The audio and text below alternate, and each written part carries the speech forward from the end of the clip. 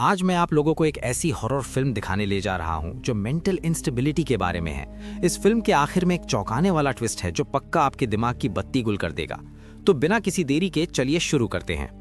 आज मैं आपको अ स्पूनफुल ऑफ शुगर के बारे में बताने जा रहा हूँ। कहानी एक कॉलेज स्टूडेंट लड़की मिलिसेंट से शुरू होती है। वो थोड़ी मेंटल तौर पर अनस्टेबल थी। कोई भी आदमी जो उसके करीब आता वो उसके दिमाग में गहरी कल्पनाओं का हिस्सा बन जाता। वो उसे बेहद खूबसूरत समझने लगती थी, इसलिए इसे कंट्रोल में रखने के लिए उसे रोज दवा लेनी पड़ती थी। लेकिन इस दवा के काफी साइड इफेक्ट्स थे।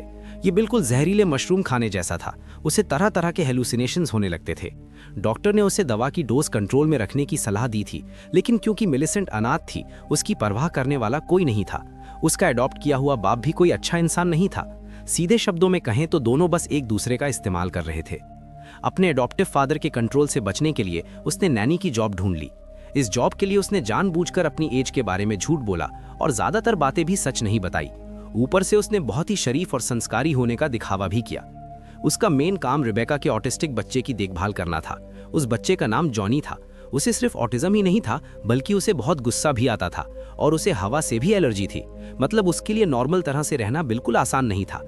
जब रिबेका उसे घर के रूल समझा रही थी, तभी मिलिसेंट की नज़र गलती से रिबेका के पति जेकब पर पड़ी। उसका मजबूत शरीर देखकर मिलिसेंट ऑलमोस्ट उस पर फिदा हो गई। उसका दिल तेज धड़कने लगा। वो कपल काफी ओपन माइंडेड था। हमें नहीं पता ये जानबूझकर था या नहीं, लेकिन मिलिसेंट के सामने ही जेकब अपना कंट्रोल खोने लगा। ये आगे होने वाली चीजों का एक सिग्नल था। जल्द ही अगला दिन आ गया। जॉनी, जिसे लोगों से घुलना मिलना पसंद नहीं था, हैरानी की बात यह थी कि मिलिसेंट ने उसे बहुत जल्दी एक्सेप्ट कर लिया। ये बात जेकब को काफी अजीब लगी, लेकिन जल्द ही सब कुछ बदलने लगा। जॉनी अचानक सब्जियों के बगीचे में खुदाई करने लगा। हमें नहीं पता वो क्या ढूंढ रहा था। कुछ देर बाद उसने जमीन से एक मरा हुआ खरगोश निकाला। जब मिलिसेंट ने यह देखा तो वो थोड़ी हैरान रह गई, क्योंकि रिबेका ने कहा था कि जॉनी को फर से एलर्जी है। इसलिए मिलिसेंट ने उससे पूछा कि क्या वो अपनी माँ से झूठ बोल रहा है। जॉनी ने कोई जवाब नहीं दिया। जाहिर सी बात है, मिलिसेंट ने यह मान लिया, लेकिन इस बात से वो और भी ज्यादा एक्साइटेड हो गई, क्योंकि वो खुद भी मेंटली अनस्टेबल थी। इसलिए दोनों का मिजाज काफी मिलता था।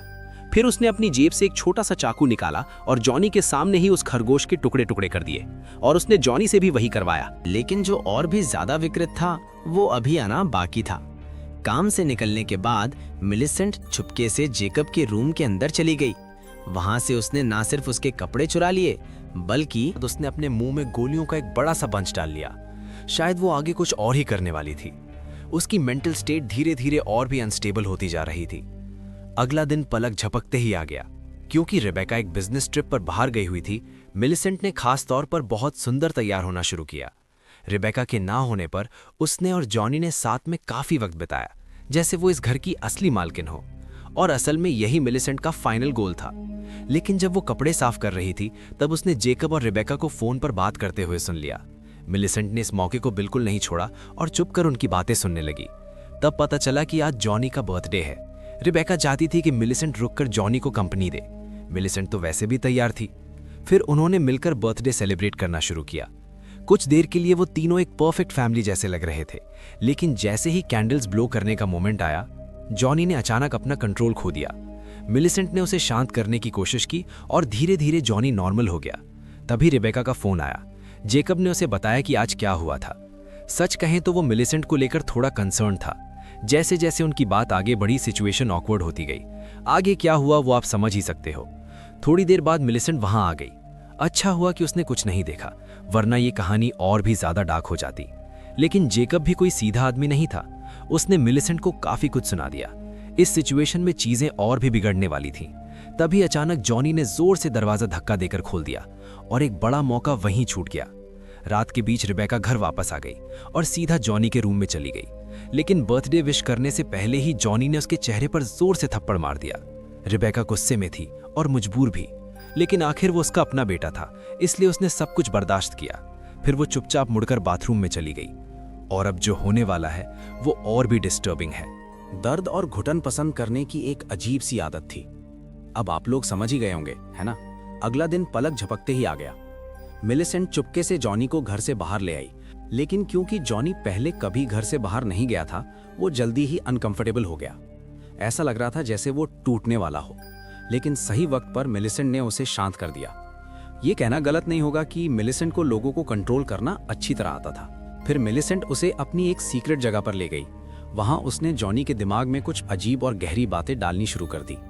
सीधी बात यह है कि दोनों मेंटली अनस्टेबल थे और बेकार बेमायने बातें करते हुए भी उन्हें मजा आ रहा था। वहां दोनों ने काफी अच्छा टाइम स्पेंड किया। मिलिसेंट ने अपनी बाउंड्रीज भी क्रॉस कर दी और सबसे शॉकिंग बात यह थी कि जॉनी ने अपनी एयर एलर्जी का कोई भी सिम्टम नहीं दिखाया। तो सवाल ये उठता है कि झूठ कौन बोल रहा था। चलिए आगे देखते हैं। क्योंकि जॉनी को सिजर से डर लगता था, इसलिए उसके बाल काटना हमेशा एक प्रॉब्लम होता था। पहले रेबेका चुपके से जब वो सोता था उसके बाल काट दिया करती थी।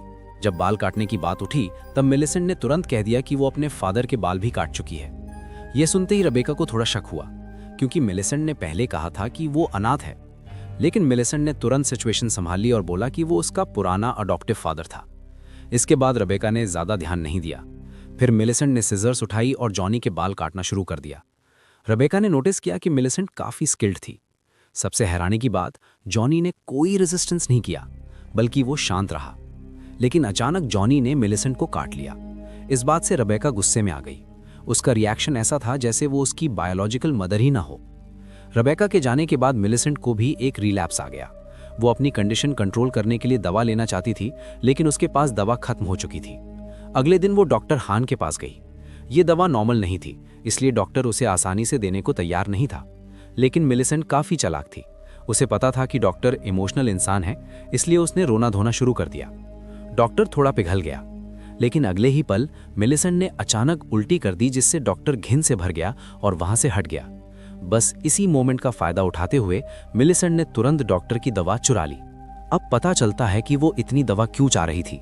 वो चाहती थी कि जॉनी भी इस सब का एक्सपीरियंस करे, इसलिए उसने चुपके से जॉनी को भी दवा दे दी। थोड़ी देर बाद दोनों पर उसका असर होने लगा और दोनों एक अजीब सी स्टेट में चले गए। इससे पहले कि दवा का असर खत्म होता, मिलिसेंट उसे बाहर ले गई। इसी बीच जेकब और रेबेका कार में वापस आ रहे थे और दोनों अपनी ही दुनिया में बिजी थे। लेकिन अचानक मिलिसेंट और जॉनी सीधा रोड पर आ गए और उनकी गाड़ी के सामने कूद पड़े। किस्मत से जॉनी को कोई चोट नहीं लगी, वरना रेबेका मिलिसेंट को छोड़ती नहीं। लेकिन इसी पल जॉनी ने सच में बोलना शुरू कर दिया। एक अजीब इत्तेफाक से मिलिसेंट हीरो बन गई। जैसे ही सब खुश हुए, जॉनी अचानक मिलिसेंट पर झपटा और उसे मम्मी कहकर पुकारने लगा। ये सुनते ही मिलिसेंट के अंदर का मैटरनल प्यार जाग गया। लेकिन उसकी असली माँ रेबेका को ये बिल्कुल पसंद नहीं आया। वो तुरंत दौड़कर आई, जॉनी को वापस खींच लिया और मिलिसेंट को वहां से भगा दिया। घर लौटने के बाद जॉनी को डांट पड़नी ही थी। रेबेका चाहती थी कि जॉनी उसे दोबारा मम्मी बोले, लेकिन जॉनी चुप रहा। दूसरी तरफ मिलिसेंट ने अभी भी रेबेका की जगह लेने की उम्मीद नहीं छोड़ी थी, लेकिन उसके अजीब बिहेवियर पर उसके अडॉप्टिव फादर की नजर पड़ गई। गुस्से में उसने अपनी डेड वाइफ की फोटो की तरफ इशारा किया और बोला, देखो मैंने तुम्हारे लिए क्या क्या किया है। तब समझ आता है कि शायद उसने अपनी वाइफ को ही मार दिया था और मिलिसेंट के साथ उसका रिश्ता बिल्कुल नॉर्मल नहीं था। मिलिसेंट को उसके लिए थोड़ा गिल्ट महसूस हुआ और उसने कहा कि वो अपनी गलती सुधारना चाहती है। ये सुनते ही वो बुढ़ा आदमी खुश हो गया और बोला, चलो बेटा। और फिर इसी तरह उस बुढ़े आदमी का टी एंड हो गया। उसके बाद मिलिसेंट ने उसकी नोटबुक खोली, जिसे डेथ नोटबुक कहना ज्यादा सही होगा। उसमें उसके फादर के काफी डार्क सीक्रेट्स लिखे हुए थे। यहाँ से पता चलता है कि मिलिसेंट हमारी सोच से भी ज्यादा डेंजरस है। अगले दिन मिलिसेंट ने फिर से अच्छे से तैयार होना शुरू किया और रेबेका से माफी मांगने का प्लान बनाया। लेकिन इत्तेफाक से उसने डॉक्टर हान को रेबेका से बात करते हुए सुन लिया। उनकी बातचीत का टॉपिक मिलिसेंट ही थी। रेबेका समझ नहीं पा रही थी कि जॉनी अचानक बोलना कैसे शुरू कर दिया। डॉक्टर हान ने अंदाजा लगाया कि इसका कनेक्शन किसी ड्रग से हो सकता है, लेकिन उन्हें यह नहीं पता था कि कौन सा ड्रग था। अब रेबेका को मिलिसेंट पर शक होने लगा। उसे लगा कि मिलिसेंट ने जॉनी के साथ कुछ गलत किया है। ये सुनते ही मिलिसेंट के अंदर का गुस्सा उभरने लगा। वो रेबेका को खत्म कर देना चाहती थी। दूसरी तरफ जब से मिलिसेंट दूर गई थी, जॉनी का बिहेवियर और भी अग्रेसिव होता जा रहा था। वो बार बार कंट्रोल खो देता और सबको हर्ट करता। इसी वजह से रेबेका ने मिलिसेंट को वापस बुला लिया और इस बार मिलिसेंट अपनी फाइनल प्लान को एग्जीक्यूट करने के लिए पूरी तरह रेडी थी। सबसे पहले उसने जॉनी को अपनी प्लान के बारे में बताया। उसने कहा कि वो उसकी मां बनना चाहती है और सबसे जरूरी बात यह थी, मिलिसेंट ने जॉनी को एक छोटा सा चाकू दिया ताकि जब भी उसे मौका मिले वो रेबेका को मार सके। अपना गंदा काम किसी और से करवाना ये मिलिसेंट की सबसे डेंजरस ट्रिक थी। लेकिन अगले ही दिन एक छोटी सी प्रॉब्लम आ गई। जब मिलिसेंट अपने काम में बिजी थी, तभी अचानक जेकब वहां आ गया। जेकब ने ऐसा बिहेव किया जैसे उसने पहले किसी औरत को देखा ही ना हो और बिना सोचे समझे उसने मिलिसेंट के साथ फिजिकल रिलेशन बनाना शुरू कर दिया। आपका टाइम बचाने के लिए समझ जाओ क्या हुआ होगा। लेकिन उन्हें बिल्कुल अंदाजा नहीं था कि ऊपर से जॉनी सब कुछ देख रहा था। उसके बाद जॉनी ने एक ड्राइंग बनाई और जब रिबेका ने वो देखी उसने तुरंत उसे फाड़ दिया। फिर उसने दीवार पर नजर डाली जहां जॉनी ने मिलिसेंट और जेकब के अजीब ड्राइंग्स बना रखे थे, जैसे वो खुद इस फैमिली का हिस्सा ही ना हो। ये सब देखकर रिबेका का गुस्सा फट पड़ा। दूसरी तरफ जेकब के मिलने के बाद मिलिसेंट ने अपनी मेडिसिन्स लेना भी बंद कर दिया था, क्योंकि अब उसे अपनी फैंटेसीज की जरूरत ही नहीं थी। अब वो अपने मेन कैरेक्टर बनने के एक कदम और करीब थी। अपने डार्क पास्ट के सामने आने के डर से मिलिसेंट ने डॉक्टर हान को भी मार दिया, लेकिन उसने ये बिल्कुल एक्सपेक्ट नहीं किया था कि जब वो अगले दिन काम पर वापस आएगी तो रिबेका उसे सीधा मना कर देगी। मिलिसेंट गुस्से में बोलती है, तुम्हें पता ही नहीं, तुम उसे पसंद भी नहीं करते। जॉनी जॉनी उसे बोलना मैंने सिखाया है। यहां से क्लियर हो जाता है कि रिबेका कोई सिंपल औरत नहीं है। अब मिलिसेंट पूरी तरह डार्क साइड में जा चुकी थी। वो सीधा वेयरहाउस में जेकब को ढूंढने पहुंच गई और उससे कन्फ्रंट किया।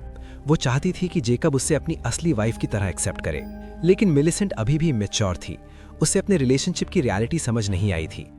अगर सब नॉर्मल होता तो जेकब उसे रिजेक्ट कर देता, लेकिन मिलिसेंट ने अपना सबसे बड़ा दांव खेला, ऐसा दांव जिसे कोई नॉर्मल इंसान हैंडल नहीं कर सकता। दूसरी तरफ रिबेका को बिल्कुल आइडिया नहीं होता कि क्या होने वाला है। वो जॉनी को पढ़ाने की कोशिश कर रही होती है, लेकिन अचानक जॉनी फिर से कंट्रोल खो देता है और चाकू निकालकर रिबेका के हाथ में घुसा देता है। रिबेका दर्द से चिल्लाने लगती है और गुस्से में जॉनी को अलमारी में बंद कर देती है। फिर वो सीधा वेयरहाउस की तरफ बढ़ती है, जहां वो देखती है जेकब और मिलिसेंट के बीच सब कुछ हद से आगे बढ़ चुका होता है। रिबेका बिना सोचे समझे सीधा मिलिसेंट पर हमला कर देती है और उसे चाकू मार देती है। मिलिसेंट किसी तरह बचकर बाहर की तरफ भागने लगती है। तभी जॉनी भी रूम से निकलकर हाथ में चाकू लेकर वहां पहुंच जाता है। मिलिसेंट उसे सिग्नल देती है, अपनी मां को मार दो। लेकिन यहीं आता है सबसे बड़ा ट्विस्ट। जॉनी मिलिसेंट पर ही चाकू से वार कर देता है। मिलिसेंट ने जितनी प्लानिंग की थी, आखिर में वो खुद ही शिकार बन जाती है। फिल्म के एंड में जेकब मिलिसेंट के बॉडी के टुकड़े करता है और उसे घर के आंगन में दबा देता है, और तब सब कुछ क्लियर हो जाता है। असली मेंटली अनस्टेबल कोई और नहीं बल्कि रिबेका का पूरा फैमिली था। उन्होंने जानबूझकर मिलिसेंट को ट्रैप किया था ताकि वो जॉनी के लिए एक गिफ्ट बन सके, और मिलिसेंट पहली नहीं थी जिसे उस आंगन में दफन किया गया हो। मतलब वो सिर्फ एक और शिकार थी। ये फिल्म हमें एक सिंपल बात सिखाती है, कभी भी खुद को ओवर स्मार्ट मत समझो, क्योंकि कभी-कभी तुम पहले से ही किसी और के गेम का हिस्सा होते हो। और इसी के साथ ये खौफनाक कहानी यहीं खत्म होती है। अगर वीडियो पसंद आई हो तो लाइक और सब्सक्राइब जरूर करना। मिलते हैं जल्दी ही एक और डर भरी कहानी के साथ।